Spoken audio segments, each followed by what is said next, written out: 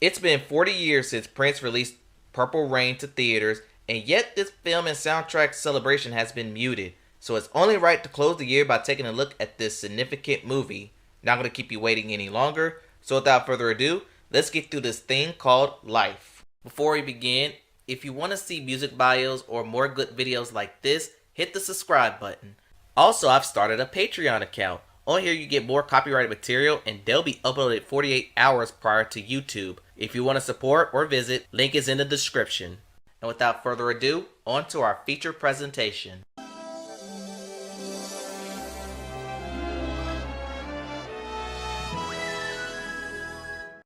In this movie, Prince is known as the Kid, but for the sake of this video, he'll be still known as Prince. He has a band known as The Revolution, and they spend most of their time performing at the First Avenue nightclub in Minneapolis. This film gets crazy right away by him performing Let's Go Crazy, with Prince mastering any instrument he could get his hands or feet on.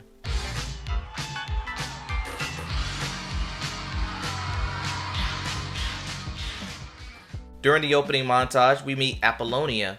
She moved just into town. She refused to pay for her taxi, but instead pays for her hotel.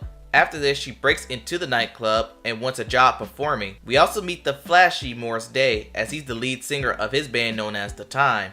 And he's supposed to be the rival band and main villain, but as the film goes on, that won't be the case. But they go on after the Revolution and perform Jungle Love, ODODO.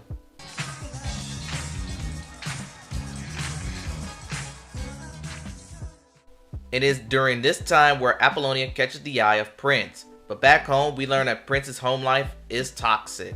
He comes from an abusive household, and for him, music is his safe place. The club owner has a meeting with Morris Day and tells him that he's fed up with Prince not showing up to the meetings. Morris wants him to fire Prince, but instead of getting rid of him, he offers a proposition by building a girl group to replace the Revolution. What I need to do is get somebody commercial, something that'll work every night. Like a girls group? Yeah, girls group. Yeah, Mars. Something sexy but not dirty. You know I got enough problems. At the club, Prince receives a tape of two of his band members on a song that they wrote, and we all know that's going to be important later on. But back with Morris Day, he holds auditions for this girl group and it's not going great. He gets a recommendation for Apollonia and immediately thinks that she'll be a perfect fit for the group, but he wants her to approach him. With Apollonia, she meets with Prince and he takes her brooch. The two bond over the guitar he wants, but he gives her back her brooch. They go on a bike ride to Lake Minnetonka, and she tells him that she's an entertainer who wants to make it and asks for an assist. But Prince refuses and tells him that she needs to purify herself in Lake Minnetonka as initiation. She does this, and let's just say this scene made boys into men. But after this, he says that isn't Lake Minnetonka and flees. He comes back and apologizes, but not before teasing her.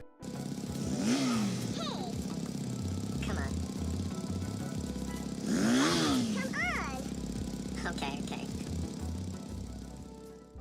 At First Avenue, two band members named Wendy and Lisa ask about the song they played, which of course he isn't taking it seriously. The other band members tell him not to worry, but he finally plays the instrumental, but it's cut short due to showtime. Morris then approaches Apollonia to join his group. All this while Prince and the Revolution performs the song The Beautiful Ones. After this performance, Apollonia approaches Prince and they go to his basement. He plays a tape of moaning, which isn't moaning, it's her crying backwards, and after this, they do some things that I cannot say on YouTube.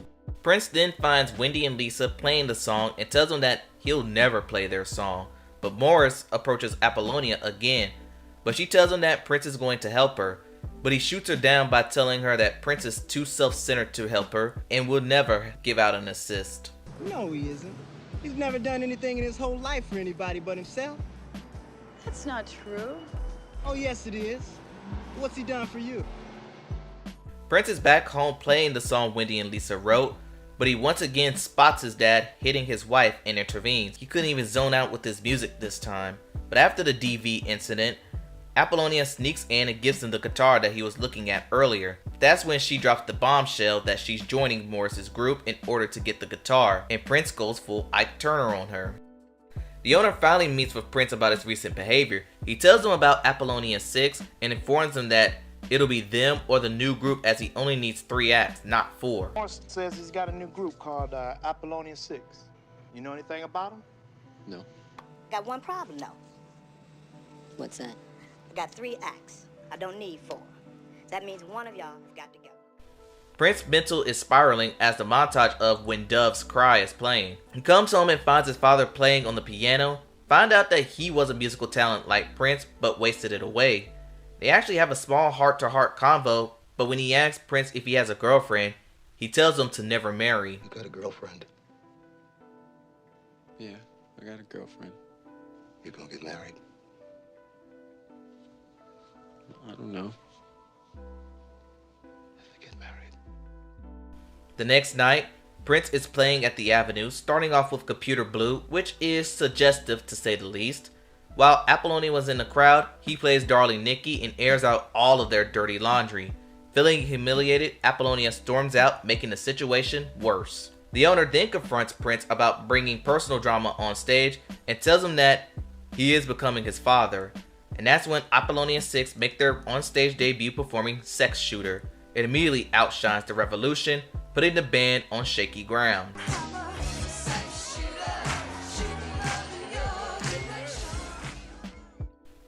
After the performance, Morris is drunk and it appears that he was going to take advantage of her in the worst way. That was until Prince comes and saves the day. He spots her with Morris's flask and flings it away. Prince was about to strike her, but he realized he doesn't want to become his father. Apollonia takes his earring off her ear. Prince storms back home to find the home in shambles. Shocker. He finds his father and that's when he shoots himself. He's alive but barely hanging on. Enraged, Prince goes ballistic until he finds his father's compositions. He once again plays the tape and finally goes to work on the song. That night, Morris Day and The Time performs The Bird, and after their performance, The Time taunts Prince and the revolution. How's the family?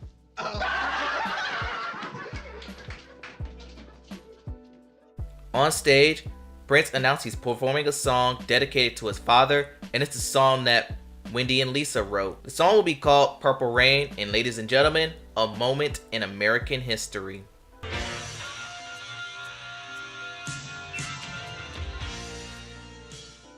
After the performance, Prince tries to run off, not realizing what he's done, but when he returns, everyone is giving him an ovation. He goes out for an encore and performs I Will Die For You and Baby I'm a Star. But let me just say, the best scene in this whole movie was the credits. Just look at these credits. Very low budget and it captures the essence of 1980s film. I'm just playing. I don't have to tell you that this film is terrific, but I do have thoughts, but they're only for Apollonia and Prince as they kinda intertwine. For Apollonia, she's the definition of someone who's tried to get her foot in the door. But this couple was toxic. She insists on getting Prince's help in making it, but later goes behind his back to join forces with Morris Day. Prince was mostly toxic towards her, and most of it had to do with his own home life being toxic. Taking his brooch, making her strip down to purify a dirty lake, going P. Diddy on her after she joins Morris Day. These two did not need to be with each other, and I'm glad they moved on in the sequel. Yes, this movie had a sequel, but it did not match the same acclaim as Purple Rain, and yes, I do plan on looking at it sometime early next year. But this movie is a classic, and rest in peace to the best man to rock a mascara and high heels.